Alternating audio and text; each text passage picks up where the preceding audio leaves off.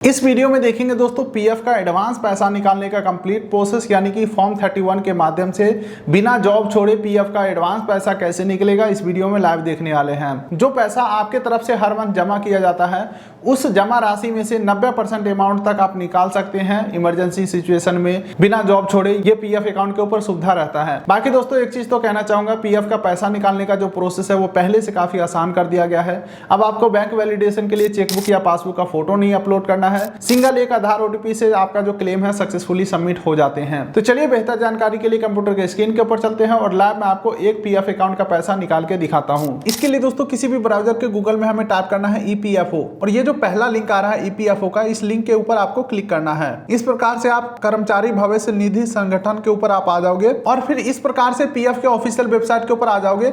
यहाँ पे आपको online claim member account transfer इस ऑप्शन के ऊपर आपको क्लिक करना है। ये आपको रिडायरेक्ट कर देगा पीएफ के ऑफिशियल वेबसाइट के ऊपर, जहां पे अपना यूएएन नंबर अपना पासवर्ड डाल के साइन इन के ऊपर क्लिक करेंगे और लॉगिन करने के बाद सारे काम कर सकते हैं पीएफ अकाउंट से संबंधित। साइन इन के ऊपर हमने क्लिक किया, हमारे पीएफ अकाउंट में जो मोबाइल नंबर लिंक है उस नंबर के ऊपर 6 डिजिट का ओटीपी गया है। ओटीपी एंटर करके सबमिट के ऊपर क्लिक करेंगे और फिर इस प्रकार से हम अपने पीएफ अकाउंट में लॉगिन हो चुके हैं। हमारा नाम, UAN number, date of birth, gender सारा कुछ आ चुका है। अब पीएफ से संबंधित कोई भी काम कर सकते हैं, लेकिन अभी हमारा इस वीडियो का टारगेट है पीएफ का पूरा पैसा निकालना। उसके लिए कुछ चीजें चेक करना पड़ेगा। चेक करने के लिए मैनेज ऑप्शन के ऊपर आपको क्लिक करना है और यहाँ पे आपको तीसरा ऑप्शन दिखेगा केवाईसी, इसके ऊपर आपको क्लिक करना है। अब उसके बाद दोस्तों केवाईसी स्टेटस आपका खुल के आ जाएगा। यहाँ पे आपको 3 चीजें चेक करना है। सबसे पहला आपका बैंक डिटेल अपडेट होना चाहिए। तो ये रहा दोस्तों हमारा बैंक डिटेल सक्सेसफुली यहाँ पे वेरीफाइड है।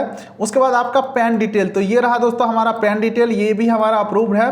और तीसरा आपका आधार डिटेल, तो ये हमारा तीसरा रहा आधार डिटेल, ये भी हमारा आधार डिटेल अप्रूव है। यानी कि केवाईसी के अंदर बैंक डिटेल, पैन डिटेल और आधार डिटेल ये अपडेट होना चाहिए। अगर कुछ प्रॉब्लम है तो पैसा नहीं निकाल पाओगे।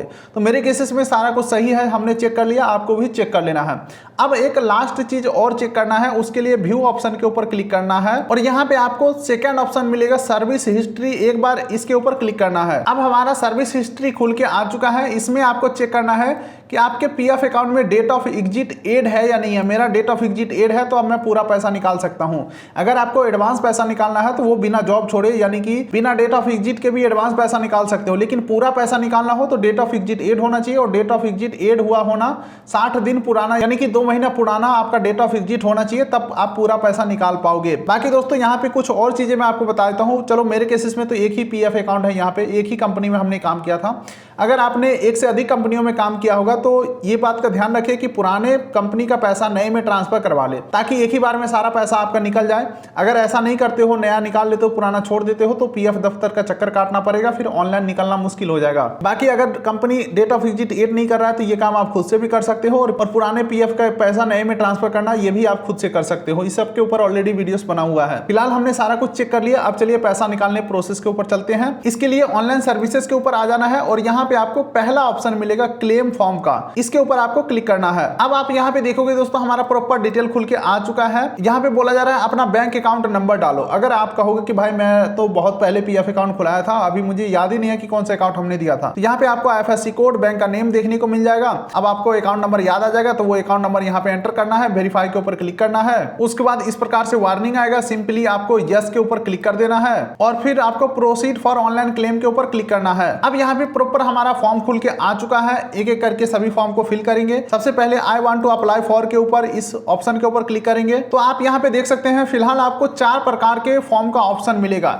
एक बार मैं चारों फॉर्म का मतलब बता देता हूँ, कौन सा फॉर्म किसके लिए जरूरी है और कौन सा फॉर्म से हमारा पैसा निकलेगा। एक बार मतलब समझते हैं, उसके बाद एक एक करके अप्लाई करेंगे। सबसे पहला आ जाता है फॉर्म 19 पीएफ विड्रॉ।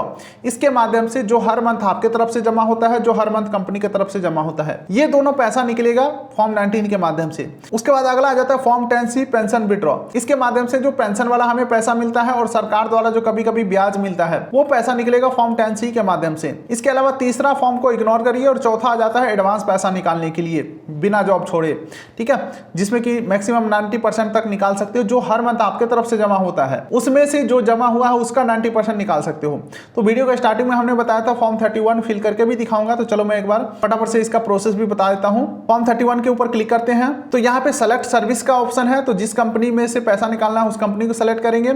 उसके बाद आ जाता है purpose of which advance is required, पैसा एडवांस क्यों निकालना चाहते हो। यहाँ पे कई सारे रीजन मिलेंगे। अगर आप इलनेस यानी कि मैं बीमार हूं ऑप्शन को सेलेक्ट करते हैं तो आप अपने जमा राशि का 90% निकाल सकते हो। मान के चलो मेरा 1 लाख है तो मैं यहाँ पे 90,000 निकाल सकता हूँ, ठीक है। उसके बाद अपना एम्प्लॉय यानी कि खुद का आधार कार्ड वाला एड्रेस यहाँ पे डाल देना है। आधार कार्ड वाला एड्रेस डालो या गांव वाला एड्रेस डालो या जहां रह रहे हो वहां का डालो, कोई दिक्कत वाली बात नहीं है। एड्रेस की वजह से कोई क्लेम रिजेक्ट नहीं होता है, ठीक है। तो लोकेलिटी, स्टेट, डिस्ट्रिक्ट सारा कुछ फिल करना है, सिटी, पिन कोड सारा कुछ फिल करेंगे। टर्म्स एंड कंडीशन एग्री करके गेट आधार ओटीपी के ऊपर क्लिक करेंगे। आपके आधार रजिस्टर नंबर पे ओटीपी जाएगा, ओटीपी यहाँ पे एंटर करेंगे और validate OTP and submit claim form के ऊपर क्लिक कर देंगे। तो जो आपका क्लेम है वो सक्सेसफुली सबमिट हो जाते हैं। एक बार फॉर्म 31 सबमिट करने के बाद, चलो फॉर्म 31 का प्रोसेस यहीं पे खत्म होता है। फॉर्म सबमिट होने के बाद देखिए वीडियो अभी खत्म नहीं हुआ है, प्रूफ मैं आपको दिखा देता हूं। मान के चलो आपने भी कोई क्लेम जो है ऑनलाइन सबमिट किया, उसे ट्रैक करना हो कि अप्रूव हुआ या रिजेक्ट हुआ, तो उसके लिए चेक करने के लिए